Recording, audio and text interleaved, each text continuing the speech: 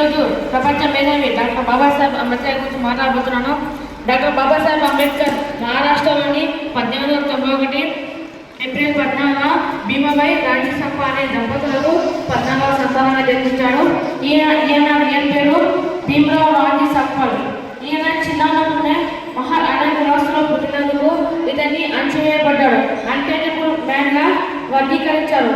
భారతదేశంలో ఆ కాలంలో కుల వ్యవస్థ ఉన్నందుకు మహాన్ కులాసులు అంటే నిమ్న జాతి వాళ్ళకు చదువుకునే అవకాశం లేకుండా, కాబట్టి అంబేద్కర్ ఆ కుల వ్యవస్థలో పుట్టినందుకు అతనికి చిన్నతనం నుంచే కుల వ్యవస్థ దూరం పెట్టింది. కాబట్టి అతను ఎన్నో అవమానాలు ఎదురయ్యాయి. కాబట్టి డాక్టర్ బాబాసాహెబ్ చిన్న వయసు నుంచే అతను చదువు మీద ఆసక్తి చూపించడంతో అతను చదవలేకపోయాడు. ఎందుకంటే ఆ కాలంలో నిమ్న జాతి వాళ్ళ కులాల వాళ్ళకు చదివే అవకాశం లేకుండా, కాబట్టి అతను చదవలేకపోయాడు. అంతా గమనించిన రాజీసప్పల్ వాళ్ళ ఆయన గారు బ్రిటిష్ వాళ్ళని అతన్ని బరిలో చేపించాడు. అతన్ని బరిలో చేపించినప్పుడు లోపల ఉన్న పెద్ద కులస్తులు అంబేద్కర్ని లోపల రానికుండా బయటకు కూర్చొని చదువుకునేవారు. అయినా అంబేద్కర్ ఏ బాధ ఉండకుండా బయట కూర్చొని మరీ చదువుకున్నాడు. అలాగే అంబేద్కర్ చిన్నగా ఉర్దూ ఎదుర్కొంటూ చదువుకొని మెట్రికులేషన్ అంటే 10th క్లాస్ పాస్ అయ్యి ఉత్తీర్ణులయ్యారు. ఈ మహర్ కులస్తులు ఆ కాలంలో బయట కూర్చొని 10th క్లాస్ పాస్ అవి ఉత్తీర్ణంగా ఎక్కువ మార్కులు సంపాదించడం అంటే అది చాలా ప్రత్యేకమైనది. ఇదంతా గమనించిన పెద్ద నాయకులు అంబేద్కర్ మహర్ కులాసుకు చెంది ఇంత మార్పు తెచ్చినందుకు అతని మీద ఒక ప్రోగ్రాం పెట్టి అతనికి అనేక సహాయం చేశారు. అతని విదేశీ చదువుల కోసం ఆర్థిక సాయం చేశారు. అతని చిన్న వయసు నుంచే అతని కుల మతస్థుల గురించి ఆలోచించాడు. ఒక విద్యార్థి జీవితంలో అతని ఆలోచనలు తరగతి గది చుట్టూ తిరుగుతుంటే అంబేద్కర్ ఆలోచన మాత్రం భారతదేశ చుట్టూ తిరుగుతుండేవి. అలాగా అంబేద్కర్ చిన్న వయసులోనే బాగా చదువుకొని ఇప్పుడు విదేశీలో చదవడానికి వెళ్ళాడు. లండన్కి వెళ్ళాడు.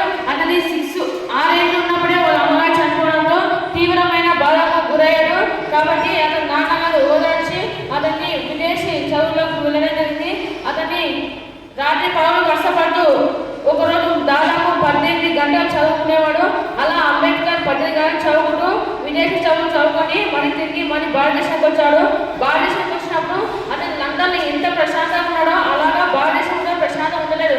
ఎందుకంటే మన దేశంలో తప్పించి వేరే దేశాల్లో మాత్రం కుల వ్యవస్థ ఉండేది కాదు. కానీ మన దేశంలో మాత్రమే కుల వ్యవస్థలో ఉంది. ఎవరో వాళ్ళకు కావాల్సిన అవసరాల కోసం మన దేశానికి వచ్చి మన మధ్య అనేక కులాలు విధించి ఒకరిని ఒక రాజ్యాన్ని పాలించినప్పుడు అంబేద్కర్ ఎంత బాధపడ్డాడంటే అతని జీవితాన్ని మార్పు చేసేది ఒక చదువు మాత్రమే, నా దళితుల జీవితాన్ని మార్చే ఒక చదువు మాత్రమే అనుకొని ఆ చదువును నిరంతరం కొనసాగిస్తూ ఉత్తీర్ణులయ్యాడు. అలా అంబేద్కర్ విదేశీ చదువుకొని మళ్ళీ భారతదేశం తిరిగి వచ్చిన తర్వాత బరోడా మహారాజు ఏం చేశాడంటే అంబేద్కర్కి కొంచెం అతను చదువు మీద దృష్టి పెట్టడంతో అతన్ని వెంటనే అతను జాబ్లో చేర్పించుకున్నాడు. అప్పుడు జాబ్లో చేర్పించుకున్నప్పుడు అతను కూడా ఆ జాబ్లో ఉన్నప్పుడు కూడా అతన్ని అవమానపడాడు. ఎందుకంటే అతని అసిస్టెంట్ అతని పేపర్ అందిస్తుంటే, అయ్యా నువ్వు నాకన్నా పెద్ద జాబ్ ఉన్నా కానీ నువ్వు నాకన్నా తక్కువ వాళ్ళని నువ్వు నన్ను ముడితే నాకు చాలా అంటువ్యాధి ఉంటుంది, నాకు బయలుదేరుతుంది కాబట్టి అని వెంటనే అతను అవమానించాడు. ఇదంతా అంబేద్కర్ దృష్టి పెట్టుకొని ఆ జాబ్ కూడా రాజీనామా చేశాడు. అలాగా అంబేద్కర్ 19 సంవత్సరాలు ఉన్నప్పుడు వాళ్ళ నాయన రాజీసప్పల్ 9 ఏళ్ళ అమ్మాయి రామబాయితో వివాహం చేశాడు. ఆ వివాహం ఒక మహాన్ కులస్తులు కాబట్టి వాళ్ళకు వివాహం చేసుకున్న ప్లేస్ లేక చేపల మార్కెట్లో చేసుకోవడం జరిగింది. అలా రామబాయికి అంబేద్కర్ వివాహం చేయడం జరిగింది. రామబాయి ఎంత గొప్ప అంటే అలాంటి భార్య ఉంటే ఈ భారతదేశంలోని ఎవరు మగవాడని తెలుసు. ఒక మగాడి విజయం వెనుక ఆడది ఉంటున్నారు కానీ ఒక మగాడి విజయం వెనుక ఆడది ఉంటుందో తెలియదు. కానీ డాక్టర్ బాబాసాహెబ్ అంబేద్కర్ గారి విజయం వెనుక మాత్రం ఖచ్చితంగా రామబాయి ఉంటుందని మనమంతా గుర్తించవచ్చు. అయితే విదేశీ చదువులు చదివిపోయినప్పుడు డాక్టర్ బాబాసాహెబ్ అంబేద్కర్ గారికి రామబాయి రెండు పూటలు అన్నం తినుకోకుండా ఆమె కష్టం చేస్తూ అంబేద్కర్ చదువు కోసమై పార్సల్ పంపించింది. అలాంటి గొప్ప రామబాయి అతనికి భార్య దొరకడం తన అదృష్టం. అలా అంబేద్కర్ ఎన్నో ఉద్యమాలు చేపట్టాడు. అందులో మహాద్ అనే గ్రామంలో ప్రాణదానం అయ్యే ఒక చెరువు ఉంటుంది. ఆ చెరువులో చుట్టుపక్కల ఉన్న వాళ్ళు పెద్ద కులాల వాళ్ళు నిమ్న జాతుల వాళ్ళు చెరువులోకి నీళ్లు ఉపయోగించుకునే వాళ్ళు కాదు. అయితే ఆ నిమ్న జాతి వాళ్ళు ఏం చేసేవారంటే ఆ నీళ్లు మంచి నీళ్ళు వాడుకోకుండా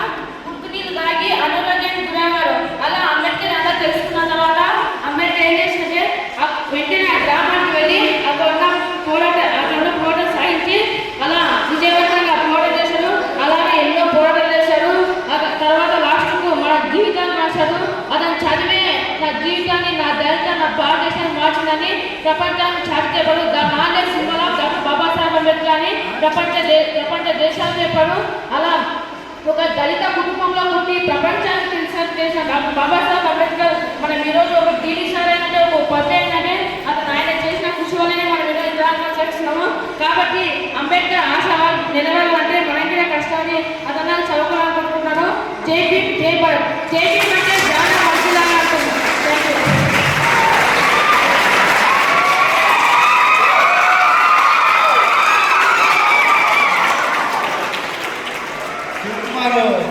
అనర్గళంగా అంబేద్కర్ జీవిత చరిత్ర గురించి ఆనందంగా ఉపన్యాసం చేసిన చాలా ఏ క్లాసు